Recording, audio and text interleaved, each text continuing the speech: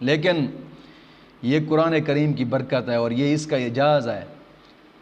کہ نبی اکرم صلی اللہ علیہ وسلم نے جس طریقے سے عطا فرمایا تھا، جس طرح حضور پر نازل ہوا تھا، آج بھی اسی طرح ہی ہے۔ اس کی تحریر میں بھی فرق نہیں ہے۔ جس طرح نبی اکرم صلی اللہ علیہ وسلم نے اپنے جو کاتب وحی تھے ان کو سمجھایا تھا، میم ایسے لکھنی ہے، کاف ایسے لکھنا ہے، ہا ایسے لکھنی ہے، دال ایسے لکھنی ہے،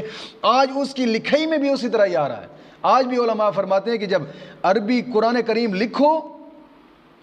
تو اس کے اپنے اس طرح جناب جی تحریر میں لکھیں، نستعلیق میں بھی اس کو نہ لکھا جائے، جی اردو خط میں بھی اس کو نہ لکھا جائے۔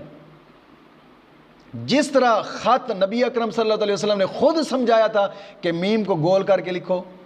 کاف کو اس طرح لکھو، ہا کو اس طرح لکھو، آج بھی قرآن پاک، اس کی قرآن پاک کی تو تحریر جناب جی لکھائی بھی تبدیل نہیں ہوگی آج تاریخ تک،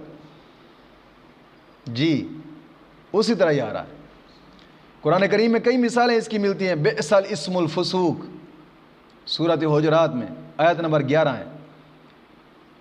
کہ سین کو لمبا کر کے لکھا جاتا ہے، اور پورے قرآن میں ایسے الاسم کو دیکھا جائے پوری سین واضح ہوگی، سامنے پتہ چلے گا بھی اسی میں ایسے ہی ہے۔